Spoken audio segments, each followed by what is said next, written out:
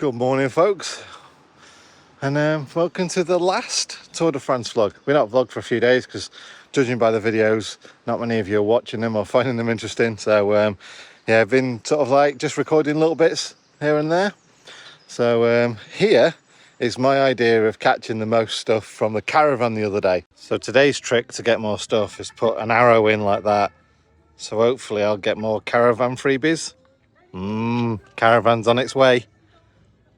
Do you reckon I get more freebies? Because apparently they like target practice.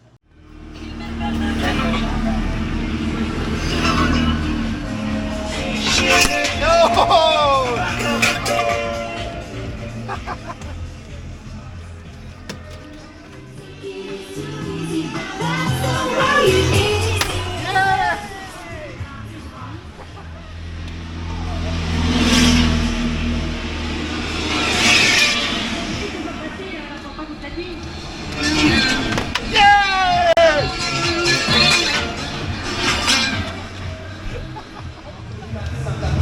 And hello, travelers. Welcome to England. Thank you. Thank you.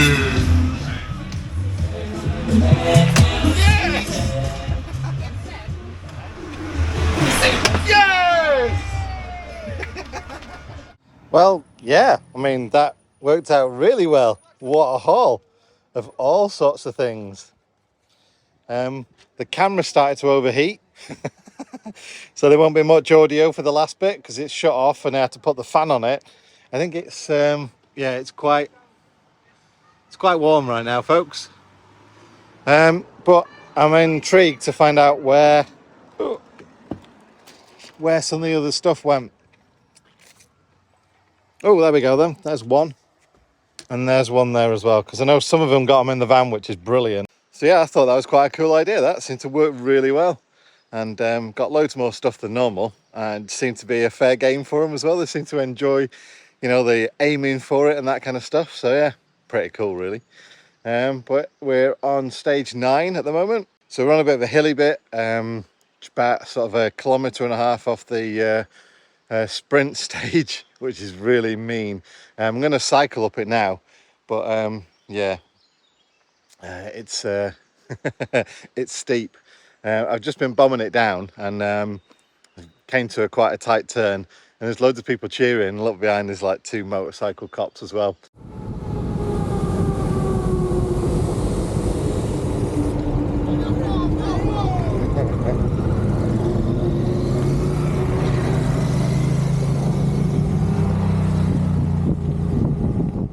So they had a bit of a wave and chuckle on the way past as well. That was quite funny. I was probably speeding for the roads. I think I was doing about 32, 33 miles an hour, which is probably, yeah, I think it's a 50k limit, which is yeah, about 30 miles an hour. So they didn't nick me for speeding anyway. So now I'm going to cycle back up to where we parked and yeah, get some proper exercise, because on the way down obviously it's just yeah, concentration. So I've probably got about 5 kilometers straight uphill. I think it's about 6%, 7% gradient, something like that. So it's enough. Bear in mind, they'll have been doing this by the time they get to that stop, the top. They'll have been doing this for around about 30 kilometers. So however knackered I look at the end, times that by a bit, because I will be using battery assist, no doubt, at some stage. And they don't have such things. They just have bloody strong legs. So yeah, let's get to it.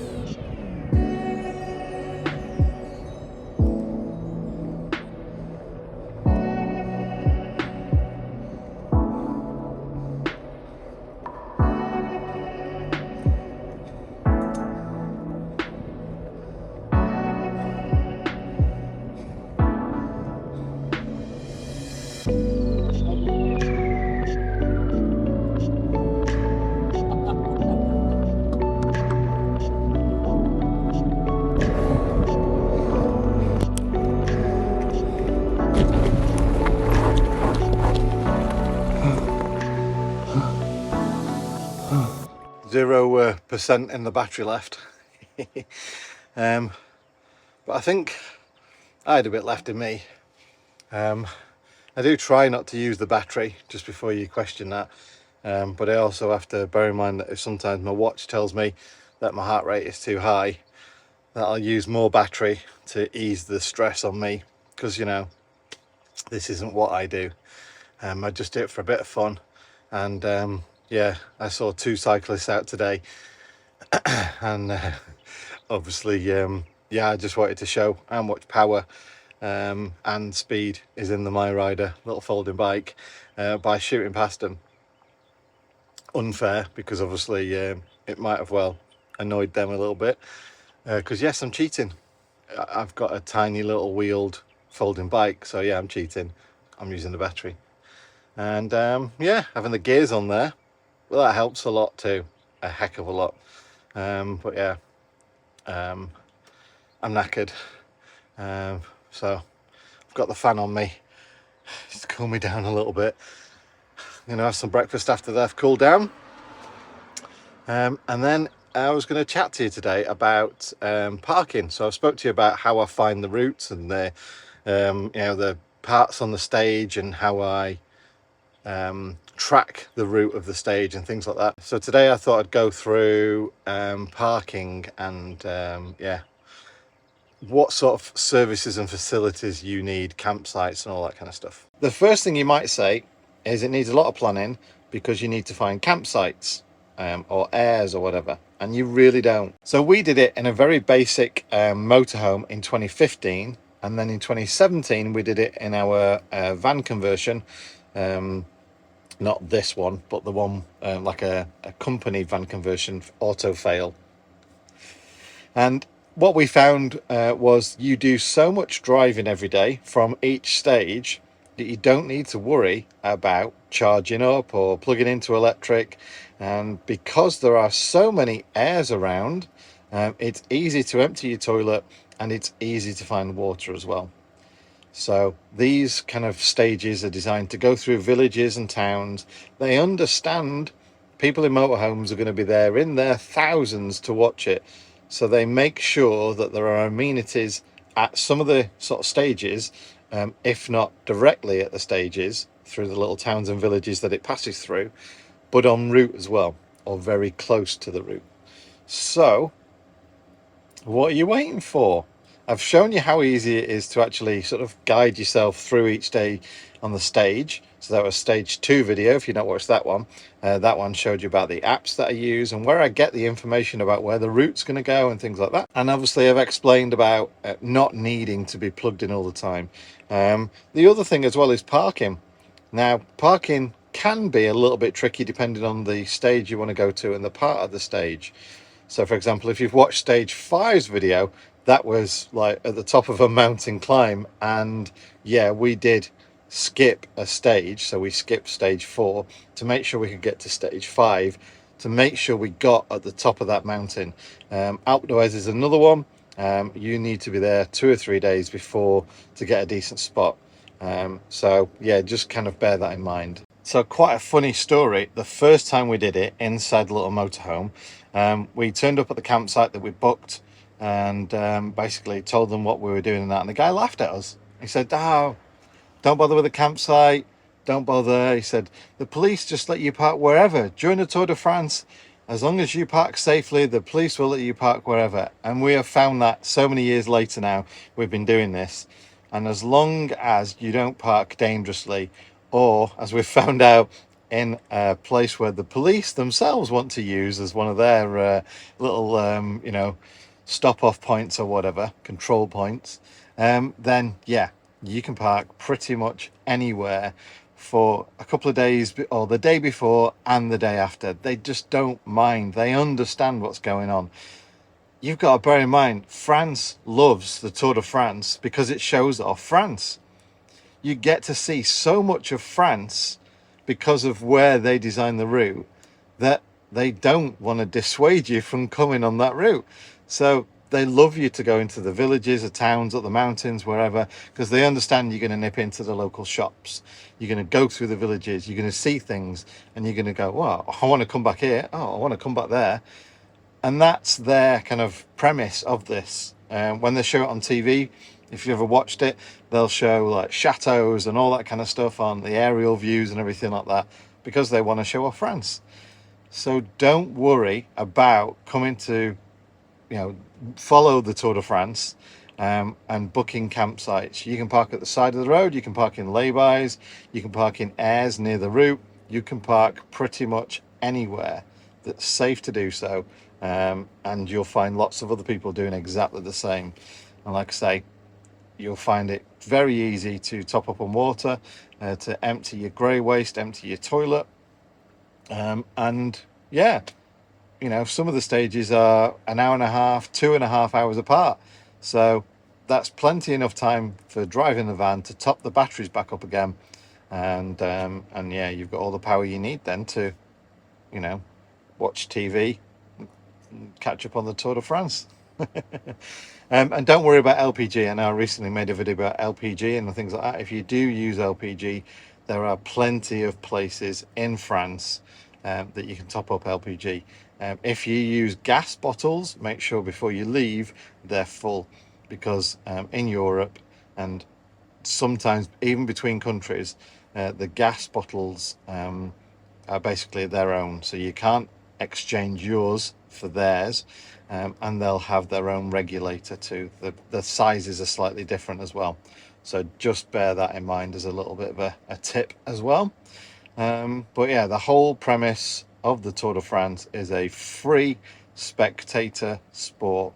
They want you to come along and sit at the side of the road and cheer on those cyclists. And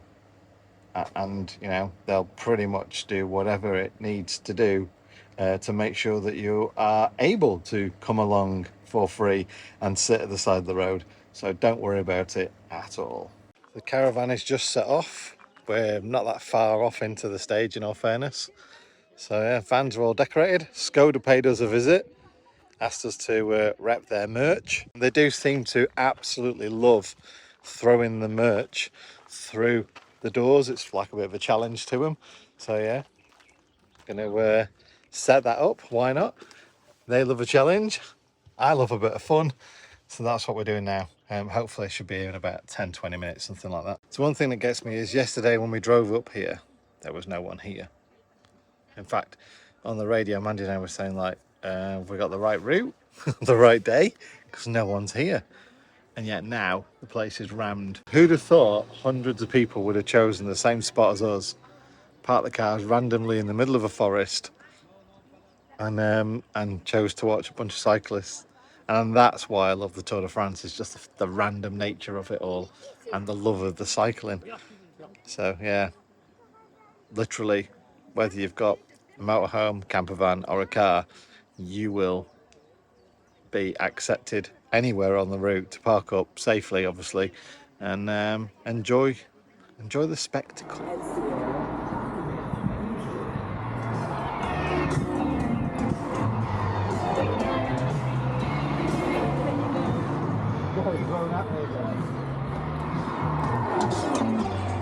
Toujours un accueil incroyable.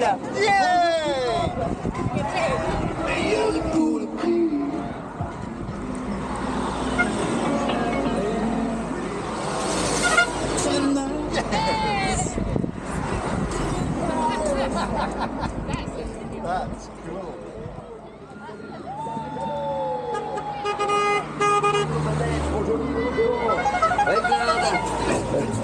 Voici pour vous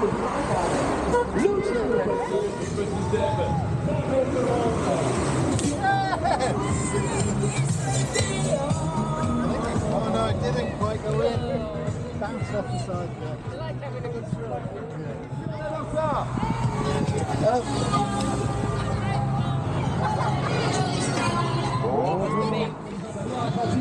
You made it well. Well, that's today's haul.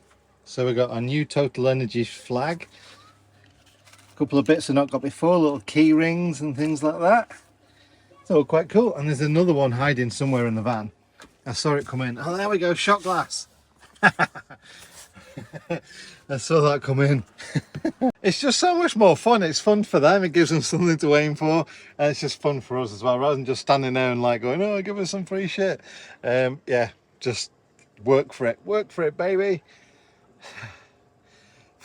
Tiring now.